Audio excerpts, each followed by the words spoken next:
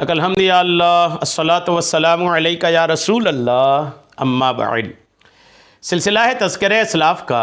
اس مبارک سلسلے میں ہم اپنے اسلاف کا ذکر خیر، بزرگوں کا ذکر خیر، اللہ والوں کا ذکر خیر کرنے کی سعادتیں، ان کے یوم ولادت اور عرس کی تاریخوں پر سعادتیں حاصل کرتے ہیں۔ آج جس عظیم الشان شخصیت کا ہم ذکر خیر کرنے جا رہے ہیں وہ ہیں امام العادلین، غیظ المنافقین، امیر المومنین، اسلام کے دوسرے خلیفہ حضرت سیدنا عمر فاروق اعظم رضی اللہ تعالیٰ عنہ۔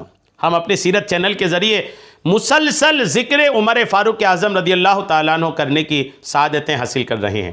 محرم کی 1 تاریخ کو آپ کو شہادت نصیب ہوئی تھی، لیکن محرم کی 1 تاریخ سے تقریباً 3 دن پہلے آپ پر قاتلانہ حملہ ہوا تھا، اور اس قاتلانہ حملہ میں 3 دن تک آپ پریشان حال رہے، اور پھر محرم کی 1 تاریخ کو آپ نے شہادت کا جام نوش فرمایا تھا۔ تو آپ کے زخمی ہونے سے لے کر آپ کی شہادت تک کے دنوں میں ہم مسلسل ذکر عمر فاروق اعظم کرنے کی، آپ کی شہادت کے واقعات سننے کی سعادتیں حاصل کر رہے ہیں۔ توجہ کے ساتھ پورا بیان سنیے اور دوسروں تک بھی پہنچانے کی سعادتیں حاصل کیجیے۔ حضرت سیدنا عبداللہ ابن عبید بن عمیر رضی اللہ تعالیٰ عنہ سے روایت ہے کہ جب امیر المومنین حضرت سیدنا عمر فاروق اعظم رضی اللہ تعالیٰ عنہ کو زخمی کیا گیا تو آپ رضی اللہ تعالیٰ عنہ کے پاس حضرت سیدنا عبداللہ ابن عباس رضی اللہ تعالیٰ عنہ آئے اور عرض کیا، اے امیر المومنین، بے شک آپ کا اسلام لانا مسلمانوں کی مدد تھا، آپ کی خلافت ایک عظیم فتح تھی، اللہ عز و جل کی قسم ضرور آپ نے زمین کو عدل و انصاف سے بھر دیا ہے۔ یہاں تک کہ جب 2 شخص آپس میں لڑتے تھے تو ان دونوں کا معاملہ آپ کی بارگاہ میں آ کر ختم ہو جاتا تھا۔ یہ سن کر سیدنا فاروق اعظم رضی اللہ تعالیٰ عنہ نے فرمایا، مجھے بٹھاؤ، مجھے اٹھا کر بٹھاؤ۔ آپ کو بٹھایا گیا تو آپ نے سیدنا عبداللہ ابن عباس رضی اللہ تعالیٰ عنہ سے فرمایا، ابھی تھوڑی دیر پہلے جو تم نے میرے بارے میں کہا وہ دوبارہ کہو۔ انہوں نے دوبارہ وہی باتیں کہہ ڈالی۔ فرمایا، کیا تم ان تمام باتوں کی گواہی قیامت میں دو گے؟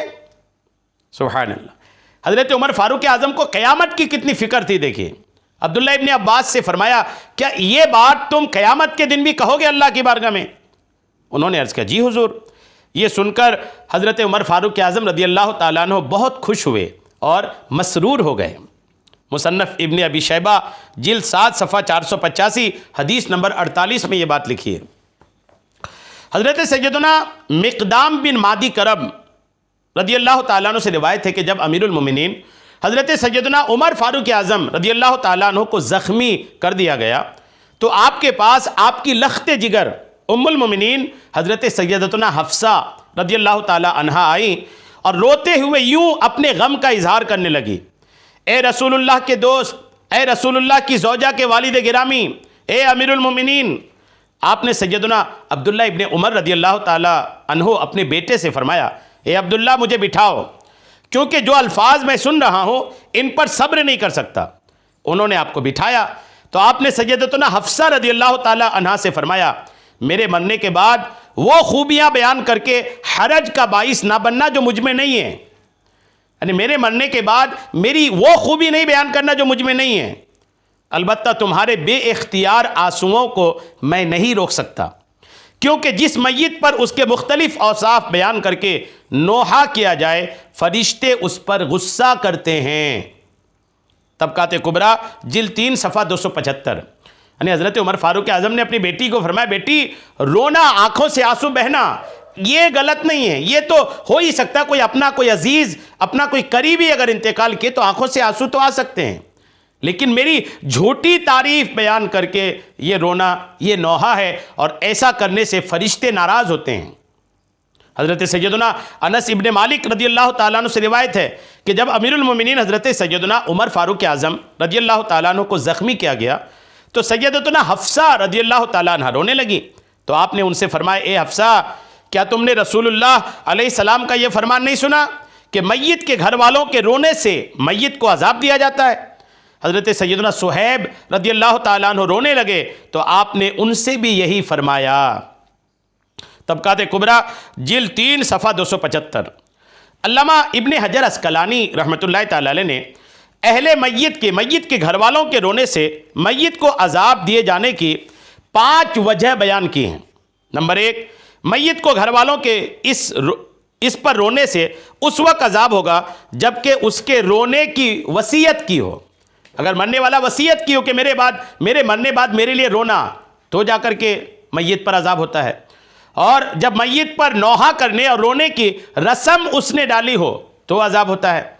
اور جب گھر والے اس کے سامنے کسی میت پر نوحہ کرتے ہوں اور وہ ان کو منع نہ کرتے ہوں اور یہ نہ بتاتا ہو کہ یہ فعل حرام ہے، تب جا کے میت پر عذاب ہوتا ہے. جب اس کے گھر والے اس کے کیے ہوئے ناجائز کاموں پر اس کی تعریف کر رہے ہوں اور اسے قبر میں عذاب ہو رہا ہو. جب گھر والے میت کے ایسے اوصاف بیان کر رہے ہوں جو اس میں نہ ہوں تو قبر میں فرشتے اس کو جھڑکتے ہیں کہ کیا تو ایسا تھا. مثلا جب نوحہ کرنے والے کہیں ہائے تم پہاڑ تھے، تم دریا تھے، تو فرشتے میت کو ڈانٹ کر کہیں گے کیا تم پہاڑ تھے، کیا تم دریا تھے. یعنی کسی کا انتقال ہوتا ہے تو اس کے گھر والے اپنے مرنے والے کی جھوٹی تعریف کر کے روتے ہیں. وہ بات جو اس کے اندر نہیں ہے وہ بول بول کر کے روتے ہیں. تو فرشتے اس بندے کو قبر میں جھڑک کر کہتے ہیں کہ تمہارے رشتہ دار تمہیں یہ کہہ رہے تھے کہ کیا تم ایسا تھے. تو رونا تو منع نہیں ہے، لیکن جھوٹی تعریف کر کے رونا یہ منع ہے. امیر المومنین حضرت سیدنا عمر فاروق اعظم رضی اللہ تعالیٰ عنہ نے اپنے بیٹے حضرت سیدنا عبداللہ ابن عمر رضی اللہ تعالیٰ عنہ سے فرمایا، اے بیٹے، جب میری موت کا وقت قریب آئے تو مجھے زمین پر لٹا دینا، پھر اپنے دونوں گھٹنے میری پیٹھ سے لگا دینا، اپنا دایاں ہاتھ میرے ایک پہلو پر یا پیشانی پر رکھنا، بایاں ہاتھ میری ٹھوڑی پر رکھنا، اور جب میری روح قبض ہو جائے تو میری آنکھیں بند کر دینا. میرے کفن میں زیادتی نہیں کرنا، کیونکہ اگر اللہ عز و جل کے یہاں میرے لیے بھلائی ہوئی تو وہ اس سے بہترین کفن میں تبدیل فرما دے گا، اور اگر اس کے علاوہ کوئی معاملہ اور ہوا تو یہ کفن بھی مجھ سے چھین لیا جائے گا. میری قبر بھی مختصر ہی رکھنا کہ اگر اللہ کے یہاں میری بھلائی ہوئی تو اللہ کریم میری قبر کو میری نگاہ تک پھیلا دے گا، ورنہ میری پسلیاں ٹوٹ پھوٹ کر ایک دوسرے میں پیوست ہو جائیں گی. میرے جنازے کے ساتھ کوئی عورت نہ جانا. جو اوصاف، جو خوبیاں میری ذات میں موجود نہیں، ان کے ذریعے میری تعریف بیان نہیں کرنا، کیونکہ میری ذات کو اللہ ہی بہتر جانتا ہے. جب تم میرا جنازہ لے کر جانا تو تیز تیز چلنا، کیونکہ اگر میرے اللہ عز و جل کے یہاں میرے لیے خیر ہے، بھلائی ہے، تو مجھے اس خیر کی طرف جلدی لے چلنا، اور اگر اس کے علاوہ کوئی اور معاملہ ہو تو تم اپنے کندھوں سے ایک بری چیز کو جلدی جلدی اتار دینا. طبقات کبریٰ جلد 3 صفحہ 273. غور کیجئے حضرت عمر فاروق اعظم رضی اللہ تعالیٰ عنہ کو کتنی زیادہ فکر آخرت تھی. حضرت سیدنا فضیل بن عمر رضی اللہ تعالیٰ عنہ سے روایت ہے کہ امیر المومنین حضرت سیدنا عمر فاروق اعظم رضی اللہ تعالیٰ عنہ نے اس بات کی وصیت کی کہ ان کے جنازے میں نہ تو آگ ہو اور نہ ہی کوئی عورت ساتھ جائے، اور نہ ہی ان کو مشک سے لیپ کیا جائے. طبقات کبریٰ جلد 3 صفحہ 280. حضرت سیدنا عبداللہ ابن عمر رضی اللہ تعالیٰ عنہ سے روایت ہے کہ امیر المومنین حضرت سیدنا عمر فاروق اعظم رضی اللہ تعالیٰ عنہ نے مجھے وصیت کی کہ جب تم مجھے قبر میں رکھ دو تو میرا گال زمین سے اس طرح ملا دینا کہ میرے گال اور زمین کے درمیان کوئی چیز حائل رکاوٹ نہ ہو. الزہد امام احمد صفحہ 148 میں یہ بات لکھی ہے. اللہ اکبر. حضرت سیدنا عثمان بن عروہ رضی اللہ تعالیٰ عنہ سے روایت ہے کہ امیر المومنین حضرت سیدنا عمر فاروق اعظم رضی اللہ تعالیٰ عنہ نے بیت المال سے 80,000 قرض لیا ہوا تھا. آپ نے اپنی وفات سے پہلے سیدنا عبداللہ ابن عمر رضی اللہ تعالیٰ عنہ کو بلایا اور انہیں قرض کی ادائیگی کی وصیت کرتے ہوئے ارشاد فرمایا، اے میرے بیٹے، میرے مرنے کے بعد سب سے پہلے میرا ذاتی مال بیچ کے قرض کی ادائیگی کرنا. اگر اس سے پورا ہو جائے تو ٹھیک، ورنہ میرے قبیلے بنو عدی سے لے کر کے ادائیگی کرنا. اگر اس سے پورا ہو جائے تو ٹھیک، ورنہ قریش سے لے کر اس کی ادائیگی کر دینا اور کسی سے نہ لینا. یہ سن کر حضرت عبد الرحمن بن عوف رضی اللہ تعالیٰ عنہ نے عرض کیا، حضور آپ بیت المال سے ہمارے حصے کا مال لے کر قرض کی ادائیگی کیوں نہیں کر دیتے؟ فرمایا، میں اللہ عز و جل کی پناہ مانگتا ہوں اس بات سے کہ تم اور تمہارے دوست میرے بعد یہ کہیں کہ ہم نے عمر کے لیے اپنا حصہ چھوڑ دیا تھا. اس کے ذریعے تم مجھے عزت دو گے، لیکن میرے بعد کچھ لوگ اسے طریقہ بنا لیں گے. سبحان اللہ. اور میں ایک ایسا کام میں پڑ جاؤں گا جس سے نکلنے کے علاوہ نجات کی کوئی راہ نہیں. پھر آپ رضی اللہ تعالیٰ عنہ نے سیدنا عبداللہ ابن عمر رضی اللہ تعالیٰ عنہ کو قرض کی ادائیگی کا ضامن بنا لیا۔ حضرت عبداللہ ابن عمر نے خلیفہ کے انتخاب کے لیے قائم کی گئی مجلس شورا اور دیگر چند انصار کو اپنے اوپر گواہ بنا لیا۔ عمر فاروق اعظم کے وصال کو ایک جمعہ بھی نہ گزرا تھا کہ آپ نے قرض کی رقم سیدنا عثمان غنی رضی اللہ تعالیٰ عنہ کی بارگاہ میں پیش کر دی اور اس پر چند گواہ بھی بنا لیے۔ الحمدللہ، بیٹا ہو تو ایسا ہو کہ ابھی ایک ہفتہ نہیں گزرا تھا حضرت عمر کے انتقال کا کہ آپ کے بیٹے نے آپ کے قرضہ کی ادائیگی کی جو ذمہ داری لی تھی وہ سارا کے سارا قرضہ الحمدللہ ادا کر دیا۔ جب امیر المومنین حضرت سیدنا عمر فاروق اعظم رضی اللہ تعالیٰ عنہ کے وصال کا وقت قریب آیا تو آپ کو آپ کے بیٹے حضرت عبداللہ ابن عمر سمیت مختلف لوگوں کے خلیفہ بنانے کا مشورہ دیا گیا، لیکن آپ نے منع فرمایا۔ یعنی آپ کو لوگوں نے کہا کہ آپ کے بعد خلیفہ کون ہوگا، آپ اس کا بنا دیں، کون آپ کا خلیفہ ہوگا؟ ملک شام میں جب طاعون کی وبا پھیلی، جب خلیفہ بنانے کی بات آئی نا، لوگوں نے پوچھا کہ آپ کسی کا نام سجیسٹ کر دیں، کسی کا نام مشورہ کر دیں، تو آپ نے منع فرمایا، کسی کا نام آپ نے آگے نہیں بڑھایا کہ ان کو خلیفہ بناؤ۔ ملک شام میں جب طاعون کی وبا پھیلی اور سیدنا فاروق اعظم رضی اللہ تعالیٰ عنہ وہاں تشریف لے گئے تو آپ رضی اللہ تعالیٰ عنہ نے ارشاد فرمایا، اگر مجھے موت آ جائے اور ابو عبیدہ ابن جراح زندہ ہوں تو میں انہیں اس امت کا خلیفہ بنا دوں، اور اگر رب عز و جل مجھ سے استفسار فرماتا، پوچھتا کہ اے عمر تو نے ابو عبیدہ ابن جراح کو امت محمدیہ کا خلیفہ کیوں بنایا، تو میں کہتا اے اللہ عز و جل، میں نے تیرے رسول سے سنا ہے کہ ہر نبی کا ایک امین ہوتا ہے اور میرا امین ابو عبیدہ ابن جراح ہے۔ لوگوں نے اس بات کو ناپسند کیا اور عرض کیا کہ حضور آپ قریش میں سے کسی اور کا بھی انتخاب فرما سکتے ہیں۔ مراد یہ تھی کہ اپنے قبیلہ بنی عدی بن کعب سے کسی کو خلیفہ مقرر فرمائیں۔ فرمایا اگر مجھے موت آ جاتی اور معاذ ابن جبل رضی اللہ تعالیٰ عنہ زندہ ہوتے تو میں انہیں خلیفہ مقرر کر دیتا۔ اگر رب عز و جل مجھ سے پوچھتا اے عمر تو نے معاذ ابن جبل کو کیوں خلیفہ بنایا، تو میں کہتا اے اللہ عز و جل، میں نے تیرے رسول سے سنا ہے کہ کل بروز قیامت معاذ ابن جبل کو علماء کرام کے سامنے بڑے مقام اور مرتبے کے ساتھ لایا جائے گا۔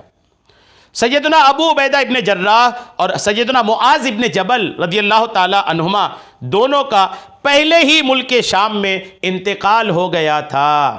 سبحان اللہ، یہ حضرت عمر فاروق اعظم کے انتقال کے وقت کی بات نہیں، پہلے ہی آپ ملک شام گئے تھے، وہاں طاعون کی بیماری پھیلی تھی، ایک ایسی بیماری جس میں کثرت سے لوگ مرتے ہیں، ایسی بیماری پھیل گئی تھی، تو آپ نے اس وقت فرمایا تھا کہ اگر میں مر گیا اور ان دونوں میں سے کوئی ایک زندہ رہ گیا تو ان کو خلیفہ مقرر کر دوں۔ اس سے حضرت معاذ ابن جبل اور ابو عبیدہ ابن جراح کی عظمت کا پتہ چلتا ہے۔ جب سیدنا عمر فاروق اعظم کے وصال کا وقت قریب آیا تو فرمایا اگر میں خلیفہ مقرر نہ کروں تو بھی سنت پر عمل ہوگا، اور اگر مقرر کر دوں تو بھی سنت پر عمل ہوگا، کیونکہ رسول اللہ علیہ السلام نے خلیفہ مقرر نہیں فرمایا اور سیدنا ابو بکر صدیق نے خلیفہ مقرر فرمایا۔ مولا علی شیر خدا فرماتے ہیں کہ اللہ کی قسم مجھے معلوم ہو گیا کہ آپ رسول اللہ کی سنت پر عمل کریں گے، چنانچہ ایسا ہی ہوا کہ آپ نے کوئی خلیفہ مقرر نہ فرمایا، بلکہ خلیفہ کے تقرری کے لیے 6 جید اور اکابر صحابہ کرام پر مشتمل ایک مجلس شورا، ایک کمیٹی قائم فرمائی، جس کمیٹی میں عثمان بن عفان، علی مرتضیٰ، طلحہ بن عبید اللہ، زبیر بن عوام، حضرت سیدنا عبد الرحمن بن عوف، سعد بن ابی وقاص رضی اللہ تعالیٰ عنہم، ایسے مقدس 6 صحابہ کا آپ نے ایک کمیٹی بنایا اور ان پر چھوڑ دیا کہ آپ کو جس کو بنانا ہے بنا لیں۔ سبحان اللہ۔ سیدنا صہیب رضی اللہ تعالیٰ عنہ کو نمازیں پڑھانے کا حکم دیا۔ اس مجلس شورا کے ان 6 اراکین نے سیدنا فاروق اعظم کی تدفین کے بعد مشورہ کیا۔ طلحہ بن عبید اللہ، حضرت زبیر بن عوام اور حضرت سعد بن ابی وقاص، ان تینوں نے اپنا معاملہ بقیہ تینوں صحابہ کرام کے حوالے کر دیا۔ اب عبد الرحمن ابن عوف، عثمان غنی اور حضرت علی مرتضیٰ سے عرض کیا کہ میں تو خلیفہ نہیں بننا چاہتا۔ سیدنا عبد الرحمن ابن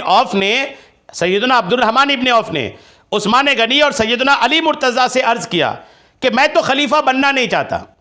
یعنی 4 لوگ تو کنانے ہو گئے، اب اخیر میں صرف 2 ہی بچے، ایک حضرت علی، ایک عثمان غنی، ان دونوں نے آپ کو انتخاب خلیفہ کا اختیار دے دیا۔ یہ دونوں حضرت علی اور حضرت عثمان غنی نے حضرت عبد الرحمن ابن عوف کو یہ پاور دے دیا کہ آپ بنا لو جس کو بنانا ہے۔ آپ نے دونوں افراد سے الگ الگ عدل و انصاف کے قیام کا حلف لیا اور پھر سیدنا عثمان غنی رضی اللہ تعالیٰ عنہ کے ہاتھ پر بیعت کر لی۔ یہ دیکھ کر سیدنا علی مرتضیٰ شیر خدا نے بھی ان کے ہاتھ میں بیعت کر لی۔ یعنی گویا کہ حضرت عمر فاروق اعظم کے وصال کے بعد حضرت عبد الرحمن بن عوف کی پسند پر حضرت عثمان غنی خلیفہ بنے، اور یہ سارا منظر حضرت علی دیکھ رہے تھے۔ علی نے کوئی ویرود نہیں کیا، کوئی احتجاج نہیں کیا، مخالفت نہیں کی، اختلاف نہیں کیا، بلکہ مسکراتے ہوئے حضرت عثمان غنی کے ہاتھ میں بیعت کر لیے اور ان کو اپنا خلیفہ تسلیم کر لیا۔ ایسی محبت کرتے تھے صحابہ آپس میں ایک دوسرے سے۔ یہ روایت بخاری کتاب و فضائل و اصحاب النبی جلد 2 صفحہ 533 حدیث نمبر 3700 میں لکھا ہے۔ غور کیجئے کیسے شخصیات تھے۔ اللہ کریم حضرت عمر فاروق اعظم رضی اللہ تعالیٰ عنہ کے مزار پاک پر خوب رحمتیں برکتیں نازل فرمائے، ہم سب کو بھی آپ کا فیض عطا فرمائے، آمین بجاہ النبی الامین صلی اللہ تعالیٰ علیہ وسلم۔